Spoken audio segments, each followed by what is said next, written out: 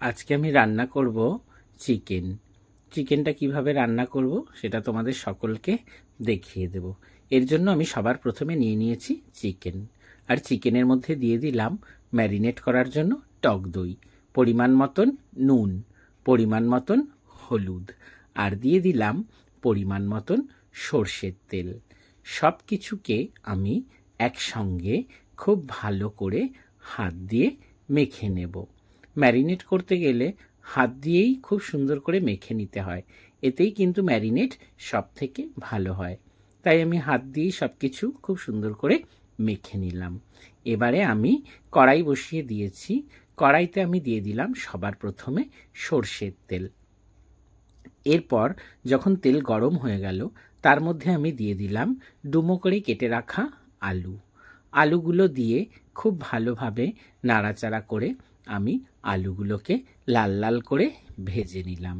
আলুগুলো আমি তুলে নিলাম। এরপরে যেই তেলে আমি আলু ভেজেছিলাম ওই তেলের মধ্যে দিয়ে দিলাম ভীষণ সামান্য পরিমাণ একটুখানি চিনি।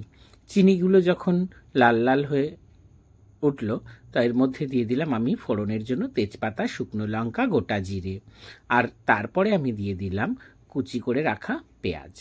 পেঁয়াজগুলোকে একটু লাল লাল করে ভেজে নেব। যখন পেঁয়াজগুলো লাল লাল ভাজা হয়ে গেল, এর মধ্যে আমি দিয়ে দিলাম কাঁচা লঙ্কা, পাকা লঙ্কা, আদা রসুন বাটা, আর দিয়ে দিলাম কিছুটা পরিমাণ কুচো করে রাখা ধনেপাতা আর টমেটো। সব কিছু দিয়ে আমি মশলাগুলোকে ভালো করে কষিয়ে নেব। আর একটু দিয়ে দিলাম জিরা বাটা, আর একটু দিয়ে দিলাম শুকনো লঙ্কা বাটা। এরপরে আমি এর মধ্যে দিয়ে দিলাম পরিমাণ মতো নুন, পরিমাণ মতো হলুদ। সব কিছুকে আমি একসঙ্গে এবারে ভালো মতো কষিয়ে নেব। খুন্তির সাহায্যে আমি খুব ভালো করে নাড়াচাড়া করে মশলাগুলোকে কষিয়ে নিচ্ছিলাম। মশলা কষা হয়ে গেলে যখন মশলা থেকে তেল ছেড়ে আসলো, ঠিক সেই সময় আমি ওর মধ্যে দিয়ে দিলাম ম্যারিনেট করে রাখা চিকেন। ম্যারিনেট করে রাখা চিকেনগুলোকে আমি মশলার সঙ্গে নেড়ে চেড়ে খুব ভালোভাবে মিশিয়ে নেব। এরপরে মাংসটাকেও খুব সুন্দর করে কষিয়ে নিতে হবে, যেমনভাবে মশলাটা কষিয়েছি। কষাতে কষাতে মাংস থেকে তেল ছেড়ে এলো। আমি এরপরে এর মধ্যে ভেজে রাখা আলুগুলোকে অ্যাড করে দিলাম। ভেজে রাখা আলুগুলো দিয়ে আরেকটু ভালো করে নাড়াচাড়া করে নিলাম। এরপরে এর মধ্যে দিয়ে দেব ফুটিয়ে রাখা গরম জল। ফুটিয়ে রাখা গরম জল তরকারিতে দিলে তরকারির স্বাদ খুব ভালো হয়, যার জন্য গরম জল আমি রান্নায় ব্যবহার করি। ঝোল দিয়ে দিলাম, মাংসর একটু ঝোলঝোল করব, ঢাকা দিয়ে দিলাম। ফিরে আসলাম কিছুক্ষণ পরে, ঢাকনা সরিয়ে নিলাম। ওপরের তেলটা পুরো চলে গেছে, ঢাকা দিয়েছিলাম এই জন্য তেলটা চলে গেছে, আর আলুও খুব সুন্দরভাবে সেদ্ধ হয়ে গেছে।